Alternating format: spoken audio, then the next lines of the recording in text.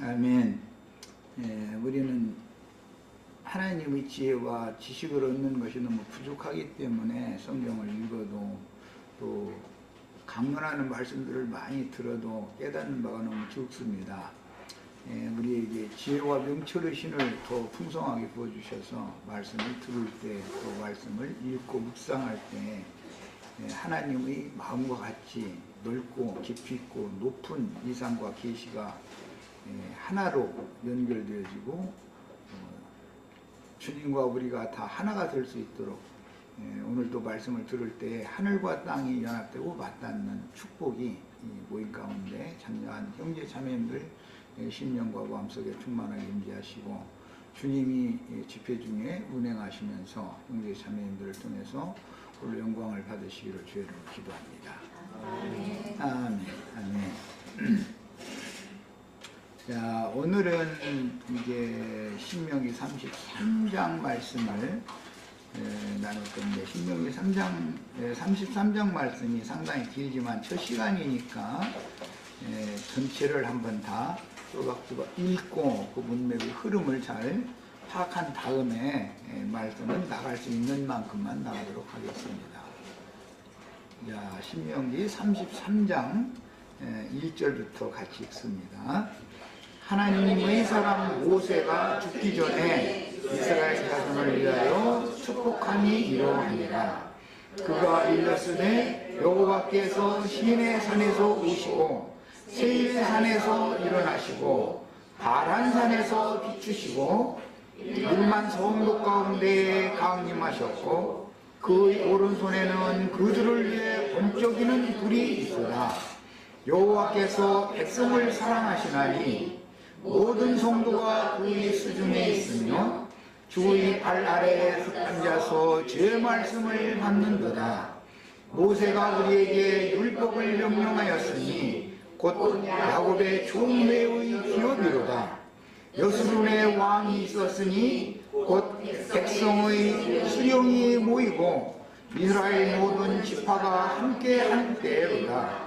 루벤은 죽지 아니하고 살기를 원하며 그 사이에 잠깐 루벤은 죽지 아니하고 그 다음에 살기를 그 사이에 시므온은 죽지 아니하고 살기를 원하며 그 사람 원하며와 그 사람 사이에 시므온은 이라고 적어놓습니다. 각자 본인의 성경책에다 적어놓는 거예요. 이게 라틴어 계열 번역에서는 이 용어가 빠져가지고 오해하기가 쉽게 오번역이 돼 있어서 그래요. 지금 라틴어 역본을 따른 이 개역성경 번역에는 12지파를 축복하는데 시므온은 빠졌어요. 축복에서. 그러나 이제 이 시리아 역본에는 여기에 지금 내가 지적한 그 부분에 시므온에 대한 축복이 여기에 들어있어요. 그러니까 이것을 잘 이제 적어 넣은 상태로 다시 한번 6절을 읽습니다. 르우벤은 죽지 아니하고 살기를 원하며 시므온은 그 사람 수가 적지 아니하기를 원하나이다. 이렇게 한 거예요. 자, 7절부터 더 나갑니다. 유다에 대한 축복은 이러하니라. 일러스되 여호와여 유다의 음성을 들으시고 그의 백성에게로 인도하시오며 그의 손으로 자기를 위하여 싸우게 하시고 주께서 도우사 그가 그 대적을 치게 하시기를 원하나이다. 레위에 대하여 일러스되 주의 둠밈과 우림이 주의 경건한 자에게 있도다. 주께서 그를 마사에서 시험하시고 무리바 물가에서 그와 다투셨도다.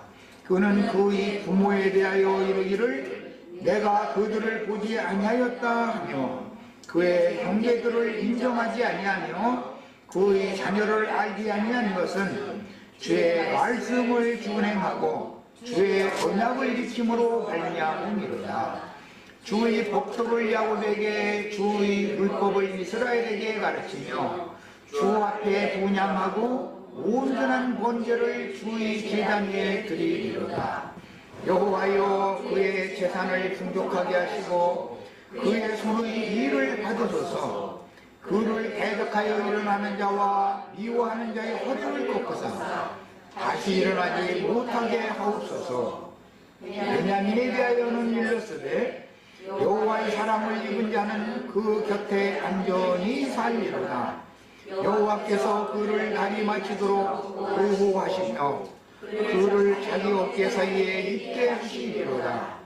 요셉에 대하여는 일렀으되 원하건대 그 땅이 여호와께 복을 받아 하늘의 실물인 이스라엘과 땅 아래에 저축한 물과 태양이 결집하게 하는 선물과 태운이 자라게 하는 선물과 예산의 좋은 산물과 영원한 작은 언덕의 선물과 땅의 선물과 거기 충만한 것과 가시들기나무 가운데 계시던 이의 은혜로 말미암아 복이 요셉의 머리에 그의 형제 중 특별한 자의 정수리에 임할지로다. 그는 숫송아지 같이 위엄이 있으니 그 뿔이 들소의 뿔 같도다. 이것으로 민족들을 받아 땅 끝까지 이르리니 곧 에브라임의 자손은 만만이요 므낫세의 자손은 천천이로다. 스불론에 대하여는 일렀으되 스불론이여 너는 밖으로 나감을 기뻐하라. 이스라엘이여 너는 장막에 있음을 즐거워하라. 그들이 백성들을 불러 산에 이르게 하고 거기에서 의로운 제사를 드릴 것이며 바다의 풍부한 것과 모래에 감추어진 고배를 흡수하리로다. 가세에 대하여는 일렀으되 가세를 광대하게 하시는 이에게 찬송을 부를지어다. 가시 암사자같이 엎드리고 팔과 정수리를 찢는도다. 그가 자기를 위하여 먼저 기업을 택하였으니 곧 입법자의 분깃으로 준비된 것이로다. 그가 백성의 수령들과 함께 와서 여호와의 공의와 이스라엘과 세우신 법도를 행하리라. 단에 대하여는 일렀으되 단은 바산에서 뛰어나오는 사자의 새끼로다. 납달리에 대하여는 일렀으되 은혜가 풍성하고 여호와의 복이 가득한 납달리여 너는 서쪽과 남쪽을 차지할지로다. 아셀에 대하여는 일렀으되 아셀은 아들들 중에 더 복을 받으며 그의 형제에게 기쁨이 되며 그의 발이 기름에 잠길지로다. 네 분깃장은 철과 못이 될 것이니 네가 사는 날을 따라서 능력이 있으리로다. 여수름이여 하나님 같은 이가 없도다. 그가 너를 도우시려고 하늘을 타고 궁창에서 위엄을 나타내시도다. 영원하신 하나님이 네 처소가 되시니 그의 영원하신 팔이 네 아래에 있도다. 그가 네 앞에서 대적을 쫓으시며 멸하라 하시도다. 이스라엘이 안전히 거하며 야곱의 샘은 곡식과 새 포도주의 땅에 홀로 있나니 곧 그의 하늘이 이슬을 내리는 곳에로다. 이스라엘이여 너는 행복한 사람이로다. 여호와의 구원을 너같이 얻은 백성이 누구냐. 그는 너를 돕는 방패시요 네 영광의 칼이시로다. 네 대적이 네게 복종하리니 네가 그들의 높은 곳을 밟으리로다. 아멘.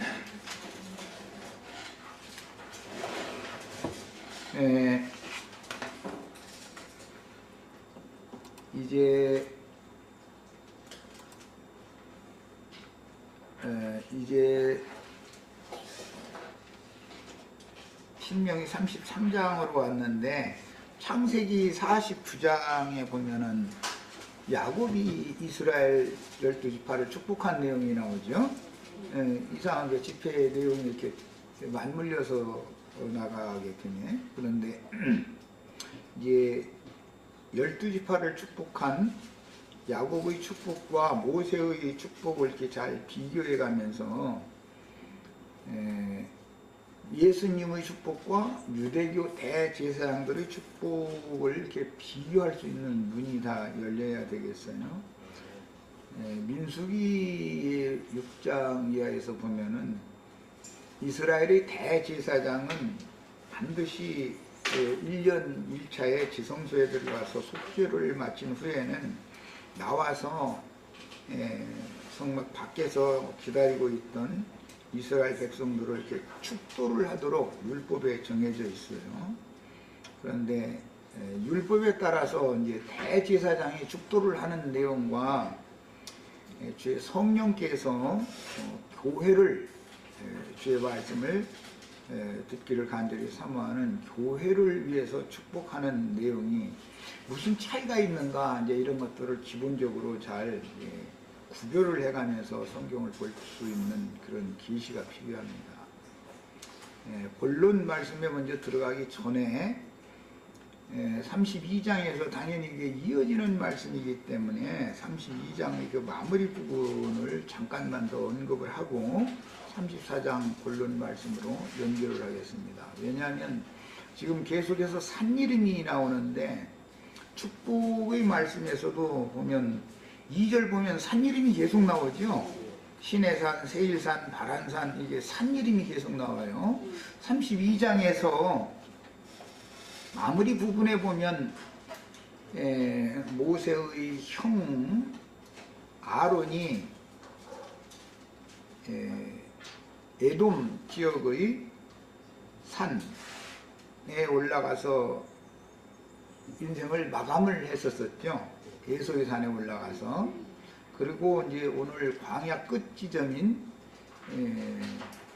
모압 평원에 있는 아바림이라고 하는 산맥 중에서 느보산이라고 하는 맨 높은 봉우리에 올라가서 모세가 이제 인생을 마감을 하게 되는데, 그 산에 올라가서 요단강 건너편에 있는 이제 흔히 말하는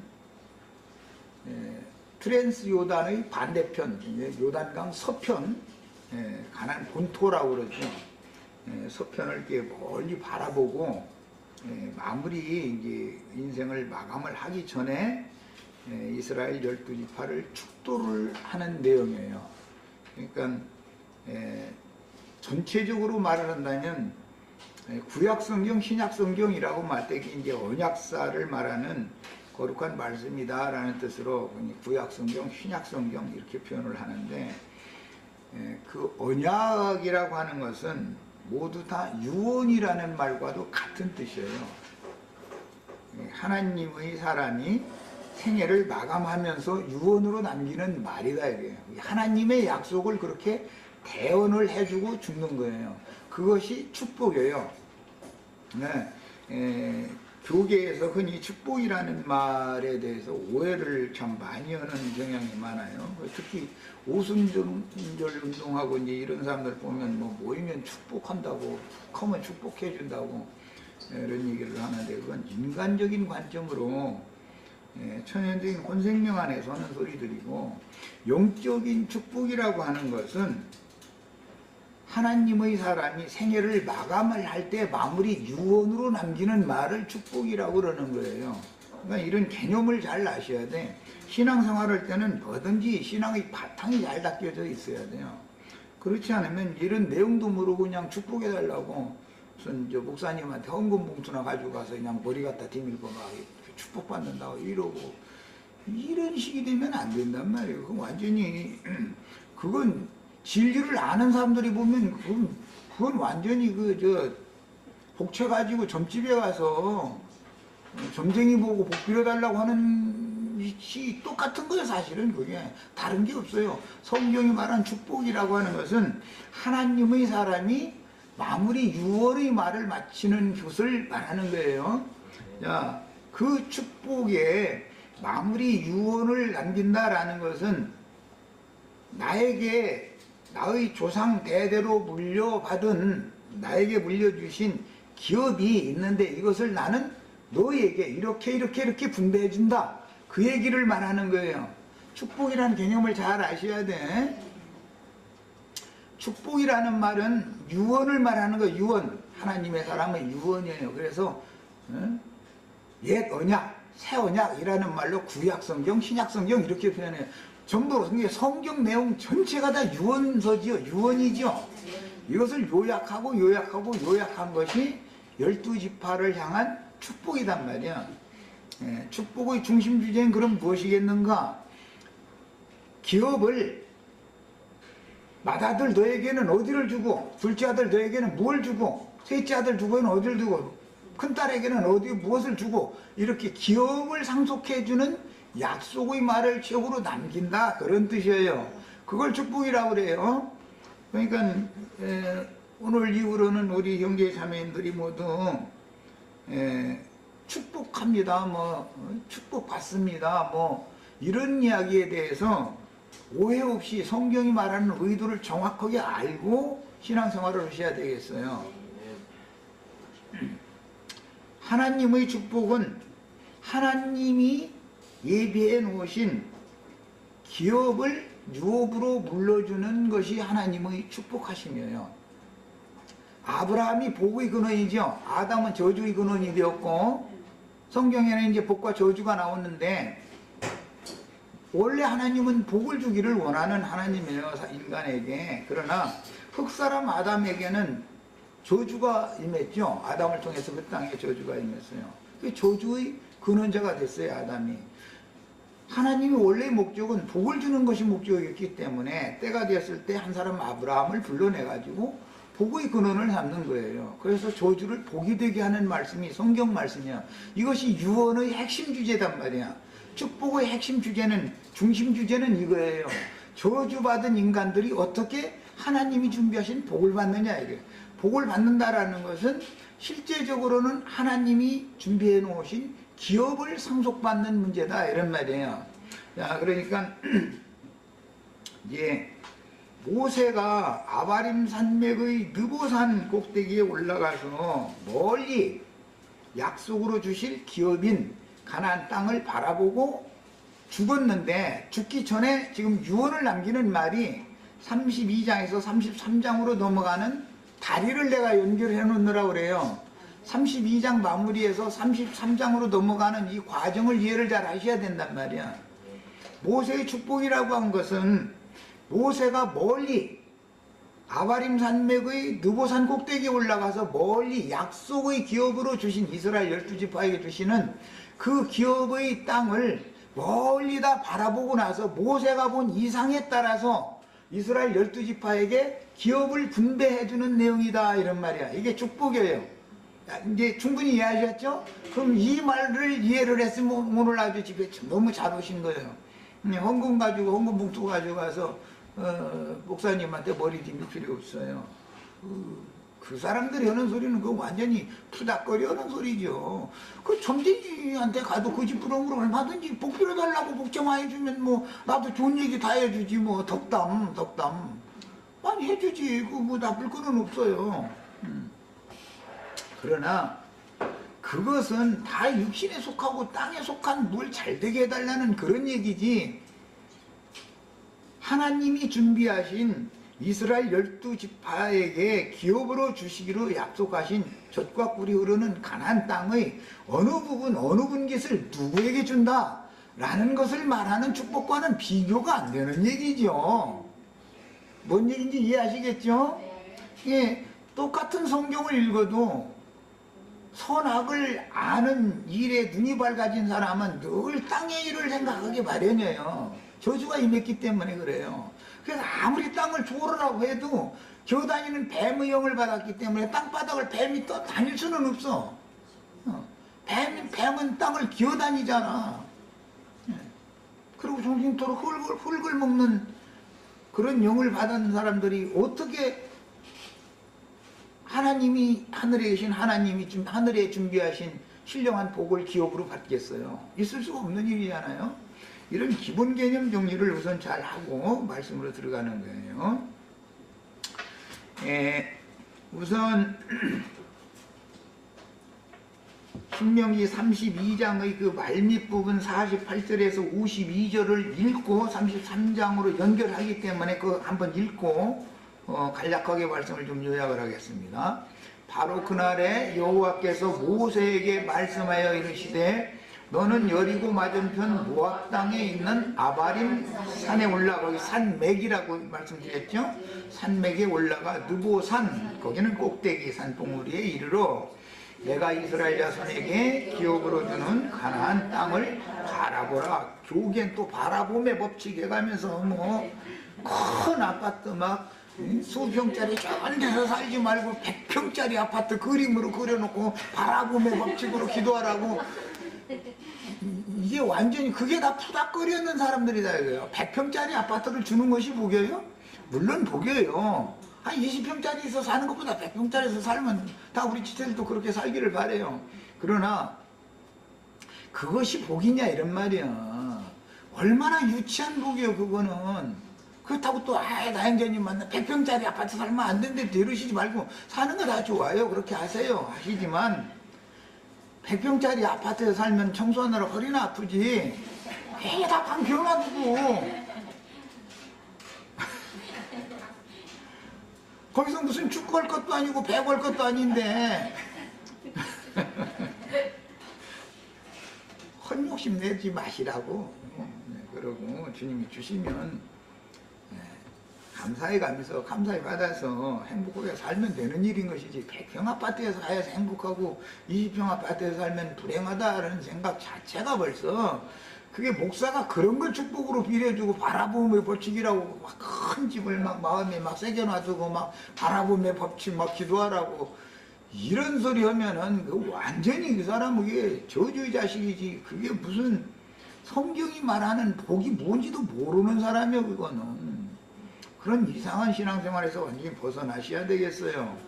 오늘 인터넷상으로 이런 말씀을 듣는 혹시 교계에 말씀을 가르치시는 분이든지 말씀을 가르침 받는 분들이 혹시 듣거든 한번 심중히 생각해보고 사람이 거짓된 인생으로 살다가 허망한 인생 마치면 안 된단 말이야.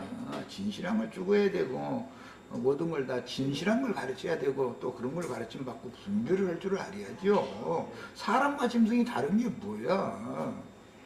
하나님의 말씀을 분별할 줄 아는 사람이래야 그리스도의 사람이란 말이야. 생전 가르쳐도 이게 절대 분별이 안 오면 그 짐승이지 뭐야 그게. 깨달음이 전혀 없으면. 자, 대형 아론은 호르산에 올라가서 죽었다고 그랬는데 그 호르산이라는 것은 에돔 족속 지역의 산이죠. 거기는 아말렉 족속과 그 지역에 이제 광야 섞여 살고 있는 세일산 지역이에요. 예? 아론은 먼저 거기에서 죽었고 모세는 광야 끝까지 지금 온 거예요. 예? 모압 평야까지 온 거예요.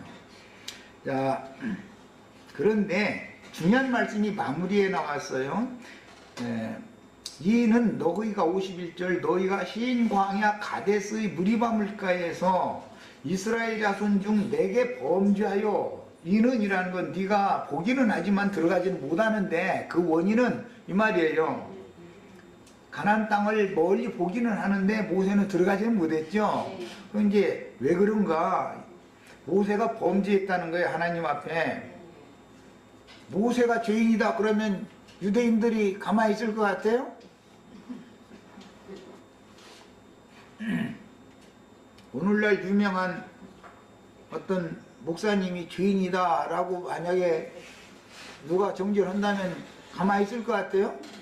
그 사람은 분이 끌어올라 가지고 자기를 저주하는 자는 막 심지어 몇 살 못 살다 죽는다까지 해버린다는 거예요. 얼마나 독살 들어온 인간들인지. 아니 전화 그렇게 죽으라고 그래. 전화 그 말다우라고 그래. 그걸 세상 사람도 저주를 그렇게는 안 해. 그러고 막 그 사람뿐 아니라 그 사람 자손 대대로 막 저주를 해버려. 그 자식들이 잘 되나 보자 막 이래버리고 그래가면서 돈봉투 받으면 축복해준다고 또 그 난리를 지르고 도대체 이게 뭐하는 인간이야 도대체. 에이 정말 말을 말이야. 아이 정말 아마 분이 끌어올른다니까. 나는 사람들이 얼마나 위선적인 사람들이냔 말이야. 사람들이 진솔해야 될 거 아니야. 말씀을 적어도 가르치는 하나님의 종을 자처하는 사람들이면은 정직해야지. 세상 사람만큼도 정직하지 못해가지고 그런 더럽혀진 신앙 양심을 가지고 무슨 너무 목회를 한다고 강대상에서 떠들고 앉았어. 아주 중요한 말씀이기 때문에 그래요. 이게 하나님의 사람 모세를 하나님이 그렇게 크게 쓰셨음에도 불구하고 모세를 정죄하는 말씀이 여기 나왔어요. 너는 내게 범죄했다 그랬죠? 하나님이 너는 내게 범죄했다면 죄인이죠? 사람이 볼 때 아무리 추앙해도 소용없어요. 하나님이 정죄하면 죄인인 거예요. 하나님 너는 의인이다 하면 의로운 거예요. 사람이 볼 때는 그 사람이 완전히 가짜는 인간같이 보이고 인간이 그래서야 쓰느냐 하고 자기 잣대가지고 함부로 판단해도 소용없어요. 하나님이 나는 그를 의롭다고 여긴다 그럼 끝이에요. 그럼 그는 의인인 거예요. 이렇게 믿어야 된단 말이야. 이거의 믿음의 비밀이에요. 모세가 무리바 물가에서 이스라엘 자손 중 여호와 하나님께 내게 범죄하여 내 거룩함을 이스라엘 자손 중에서 나타내지 아니한 까닭이라 네가 비록 내가 이스라엘 자손에게 주는 땅을 맞은편에서 바라보기는 하려니와 그리로 들어가지는 못하리라 이러셨어요.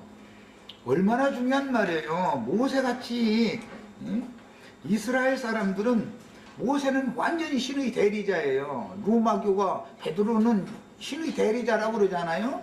개신교계에서는 루터나 또는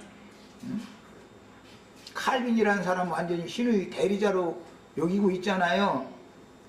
그런데 하나님이 보실 때 칼빈이라는 사람 말이요, 로마교 교황 말이요, 로마교 교황이나 칼빈이라는 사람 말이요, 내 앞에 죄인이다 이러면 소용없는 거예요. 사람이 아무리 추앙해도 소용없어요. 사람이 보는 것과 하나님이 판단하는 것은 전혀 다른 거예요. 이것을 아셔야 돼요. 또 장로교단 목사님들 들었다가 또 들고 일어날 감사인데 칼빈을 죄인이라고 한다고. 칼빈은 죄인이 정도가 지나쳐서 마귀 자식이에요. 이런 것을 알아야 돼. 진실을 알고 신앙생활을 해야 되는 거예요.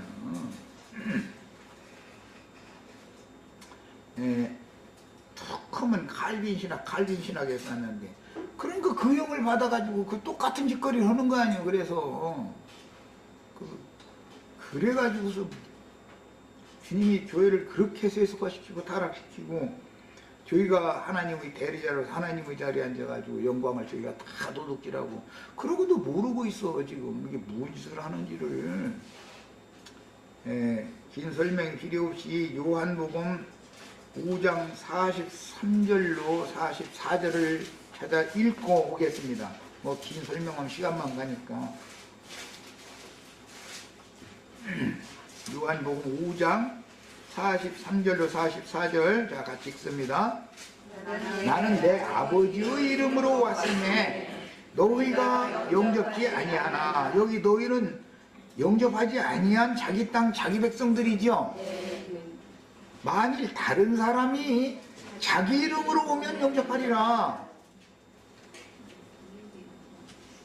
칼뱅이 지금 장로교단 기독교 교계에서 다 칼뱅을 영접했죠. 그래서 칼뱅 신학 그러는 거 아니에요.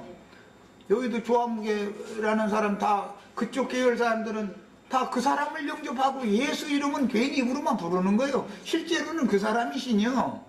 이렇게 말하면 우리는 조합무게 목사님 우상으로 섬기지 않는다고 이럴지 모르지만 거기서 나와서 보시라고. 나와서 그 사람들이 하는 행습을 보라고. 그 사람들이 정말로 주님을 섬기는지 어떤 인간을 우상으로 섬기는지. 이만희 장길자 그룹에 가보세요. 그 사람들 이만희가 신이요, 장길자가 신이요.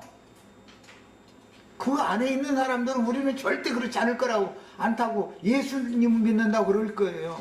그러나 나와서 보시라고. 나와서 보시면 다 보이게 돼 있어.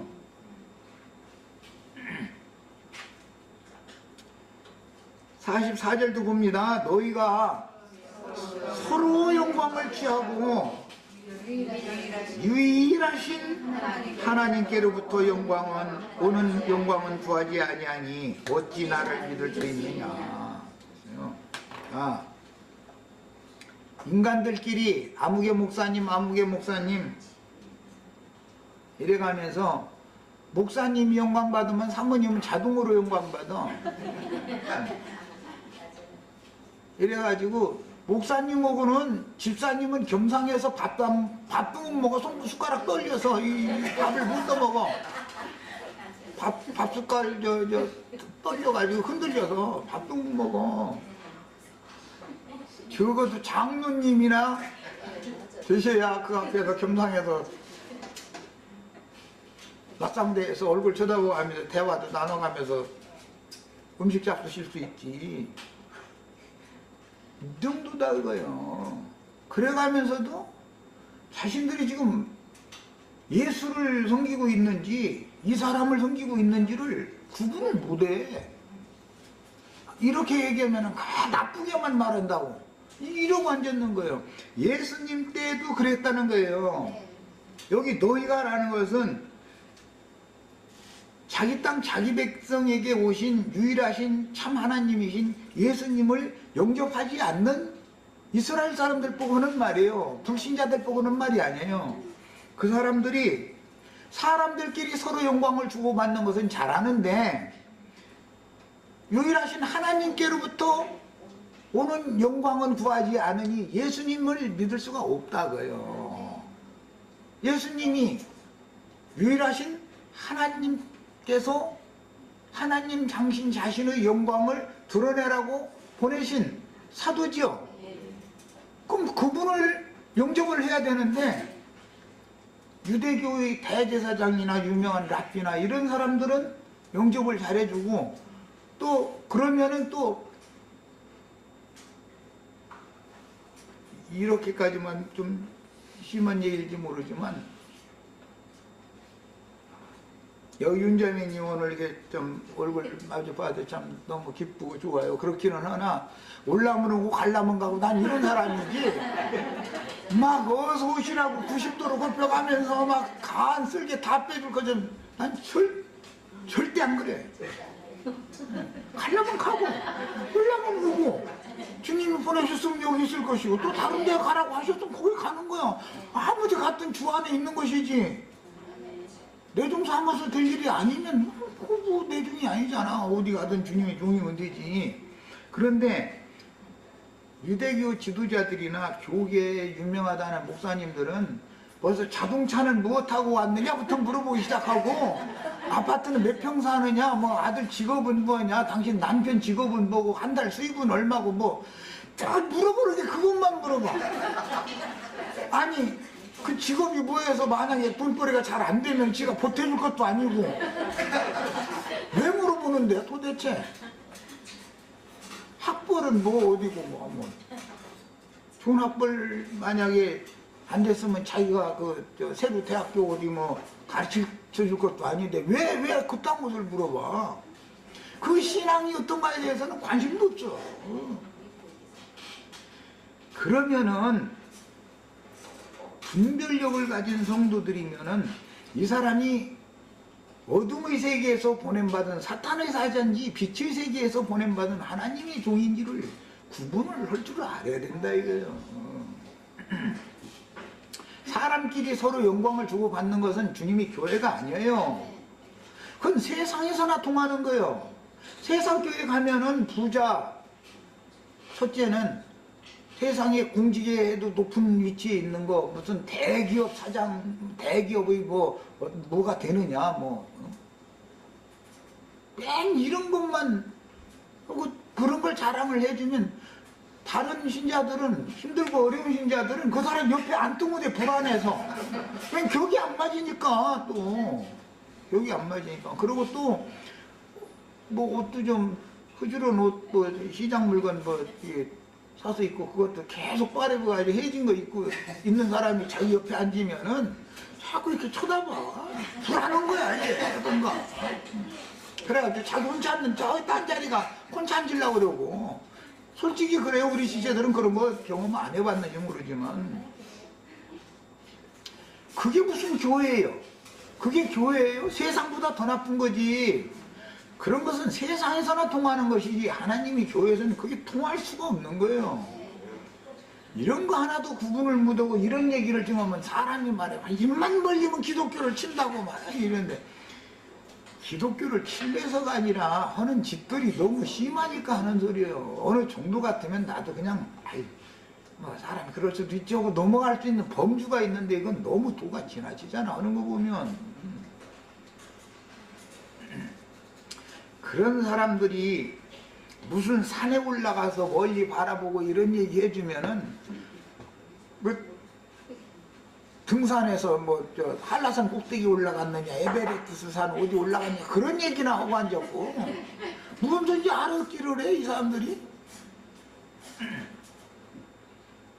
이렇게 어리석은 신앙생활을 계속해서는 신명기 33장 모세가 마지막으로 축복을 빌어주는 말이 어디에서 나온 것이에요?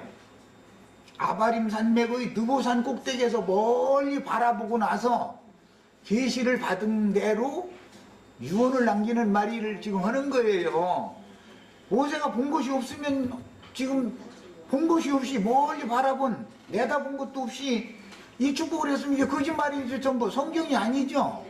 사람 얘기가 아니란 말이에요. 이거는 전부 헌금 봉투 내고 나서 축복기도 받는 그런 내용하고는 이거는 그런 내용과는 아무 상관이 없는 거예요. 기본적으로. 그러니까 이게 본론 말씀 들어가기 전에 사람끼리 영광을 주고받거나 사람에게서 영광을 받는 목회자는 그것은 멀리 바라보는 눈을 하나님께로부터 받은 사람이 아니에요. 그런 사람들이 축복을 받아봐봤자 땅의 복을 빌어줘봤자 사람들은 다 허리가 굽은 사람들이라 땅바닥 늙어서 죽을 때 되면 모세가 허리 굽었다 소리는 성경에는 없어. 눈이 쇠약해지지 않아서 끝까지 다 잘 봤다고만 돼 있지. 허리가 굽으면 하늘이 보여요 안 보여요? 땅바닥만 보여. 자기 발등만 보여. 그래서 그게 원시한 눈이 없다고 그러는 거예요. 그래서 당장 무슨 잘 되고 보고 해야 된다 자꾸 이래서 하는 거예요. 사람이 당장을 위해서 살면 짐승이지 그게 사람이요? 우리 지체들은 원시한 눈을 가지고 주님과 그분의 나라가 실현되어질 것을 꿈을 가지고 사는 거예요. 그게 바라봄의 법칙이요. 그야말로 바라봄의 법칙을 하지 말라는 게 아니고 원시한 눈을 다 이 시간에 눈이 다 열리시기를 바라요. 자 이제 신명기 33장 본론으로 들어갑니다. 연결을 하느라고 좀 시간이 걸렸지만 이 연결이 안 되면은 33장 본문을 설명을 할 수가 없기 때문에 이 시간을 좀 걸려서 말씀을 나눈 거예요. 창세기 1장 26절에서 28절 사이에 이제 하나님의 형상과 모양으로 창조하여 만드신 사람에게 복을 주신 말씀으로 시작해서 창세기 1장 28절에 복 주신 얘기가 나오죠. 그 사람을 하나님 형상과 모양으로 만들어진 사람에게 복을 주시며 가라사대 생육하고 번성하라 땅에 충만하라 모든 생물을 다스리라 이렇게 돼 있죠. 땅을 정복하고 다스리게 하는 축복을 받았어요. 그런 축복을 받으셔야 돼. 땅에 기는 축복 받지 말고 땅을 정복하는 축복을 받아야 돼. 그리고 다스리는 지배하는 그런 축복을 받으셔야 돼. 이건 계시록 마지막에 가서는 새하늘과 새 땅을 기업으로 상속받아서 땅의 만국을 다스리는 권세를 받는 얘기죠. 이렇게 원시한 눈으로 축복을 받아야 된단 말이야. 창세기 1장에서 시작된 복이 과정을 거쳐서 하늘에 속한 신령한 복을 받는데 새하늘과 새 땅에 실현되어질 하나님의 왕국을 상속받아서 기왕이면 많고 넓은 땅덩어리를 내 기업으로 받아가지고 지배하고 통치하고 다스릴 수 있는 권위를 부여받는 거예요. 그런 축복을 받아야 돼. 100평 아파트 사서 잘 살고 못 살고 그런 축복이 그게 복이 아니라고 할 수 없지만 그것은 너무 땅에 속한 복 아니냐 그런 말이야. 하늘에 속한 신령한 복을 다 받으셔야지. 두 가지 복을 다 받으시면 더 좋고 그런데 그게 잘 안 되지. 두 가지 복을 다 받기가 어렵지.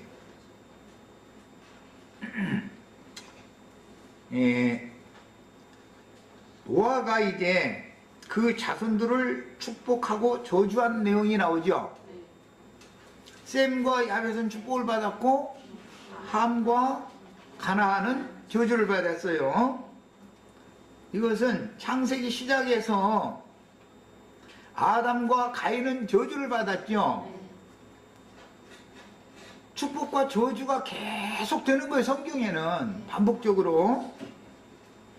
그 다음에 야곱이었던 이스라엘이 생애를 마감을 하면서 자기 12아들들을 축복을 한 얘기가 나와요. 그 다음에 요셉의 두 아들에게 특별한 축복을 해줬죠. 기왕이면 우리는 12아들들이 받는 축복 말고 요셉의 두 아들들이 받는 축복을 받는 것이 특별한 분깃이니까 이것은.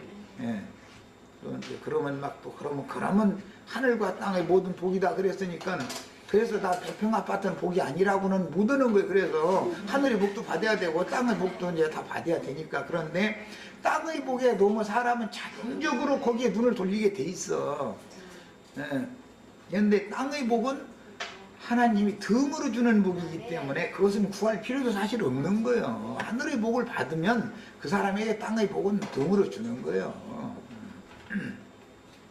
그리고 요셉의 두 아들들이 받은 그 요셉을 포함해서 이제 셋이죠. 그 복은 둘이나 셋의 주인들에게 주의 성령께서 빌어주는 특별한 분깃의 복이라는 것을 상징하기 때문에 우리 지체들은 어떻게 해서든지 사람을 만나면 전도를 하셔야 돼. 진실한 걸 가르쳐야 된단 말이에요. 사람을 분별을 시켜주는 거예요. 어둠에서 나오게 하는 거예요. 빛 가운데로. 그런 사명을 다 수행할 수 있기를 바라요. 그런 축복을 다 받으셔야 되겠어요. 일반적으로 받은 축복을 12지파가 다 받아요. 그것은 이제 구원을 받았다 그러는데 일반적인 그 축복이죠. 구원을 받았을 뿐 아니라 주의 증인으로서의 축복도, 특별한 분께서의 축복도 받으셔야 되겠어요. 자, 창세기 49장에서 이스라엘이 그 자손들을 축복한 내용과 하나님의 사람 모세의 축복을 대조해보면 이스라엘은 유다와 요셉을 위하여 많은 축복의 말을 해줍니다. 창세기 49장에 보면 유다와 요셉이 많은 축복의 말씀을 받죠.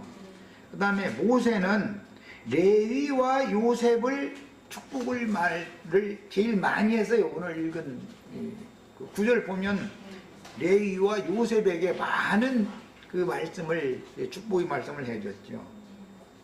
르우벤과 시므온은 제일 짧은 축복을 받았어요. 그래서 한 절에 라틴어 계열에서 번역본에서는 시므온은 아예 빼버리고 시므온은 12지파에 들어가지도 않는 걸로 오해를 했는지 깜무했는지 번역자가 이것은 오번역을 한 것이고, 한 구절에다가 6절 한 구절 르우벤은 죽지 아니하고 살기를 원하며, 그 다음에 시므온은 그 시므온 지파 사람들의 수가 적지 않기를 원하나이다. 이렇게 짧은 구절에 두 지파를 축복을 했어요. 이런 것들이 특징적인 차이예요. 창세기 49장 야곱의 축복은 그 아버지 이삭의 축복, 그 할아버지 아브라함의 축복보다 더 나은 축복이라고 그러죠. 창세기 이렇게 돼 있죠. 요셉과 그 두 아들들을 축복하면서 내가 네 두 아들들을 내 아들로 삼으면서 내 축복을 한다. 그런데 내가 빌어주는 이 축복은 네 부여조의 축복보다 더 나은 축복이다 그랬어요. 그래서 내가 아까 요셉을 포함해서 요셉의 두 아들이 받은 둘이나 셋이라고 하는 이 증인의 축복이라는 것은 일반적인 축복보다 훨씬 나은 축복이다라는 걸 염두에 두고 약간 내가 잠깐 언급을 했던 거예요. 우리도 그런 축복을 다 받으셔야 되겠어요. 자, 이스라엘은 레위와 시므온이 세겜성 사람들을 잔해한 것을 지울 수 없는 충격적인 사건으로 받아들였고, 모세는 시므온을 축복의 대상에서 제외시킨, 이건 라틴어 번역에서만 그런 거예요. 제외시키는 대신 르벤 지파를 위해서 많은 말로 축복을 했습니다. 그 다음에 이스라엘이 장유의 차서에 따라서 이스라엘은 축복을 했죠. 12지파를 축복할 때. 그런데 모세의 축복은 장유의 순서가 아니죠. 지금 뒤죽박죽이잖아요. 이렇게 되어 있어요. 그러면 이제 이런 것이 왜 그런지를 이제 우리는 이제 본문 말씀을 쭉 이제 참고를 해나가면서 이걸 추적을 해야 된단 말이야. 장유의 차소를 따라서 질서정연하게 축복을 하는 것은 질서의 하나님이 하신 일이죠. 그런데 형제를 쭉 앉혀놓고 보는데 무질서하게 동생을 형의 위치에다 놓고 형을 동생의 위치에다 놓고 이러면 그게 콩가루 집안 되겠죠. 야곱의 축복은 주님의 나라가 질서를 회복할 것을 여실하게 보여주고, 모세의 축복은 주님의 나라가 무질서해질 것이다, 반역이 일어날 것이다 라는 걸 암시한다 이 말이야. 남유다 왕국은 반역이 일어나지 않고 어찌됐든 어떤 왕이 잘못 다스렸을지라도 그의 아들이 또 대를 잇고 해서 이렇게 다윗의 후대가 계속 이어지죠. 그러나 북조는 여로보암의 대가 이어지지를 않죠. 계속 군대 장관이 일어나서 반역을 일으켜서 반역자들이 권세를 잡죠. 그것은 평화의 나라예요, 아니에요?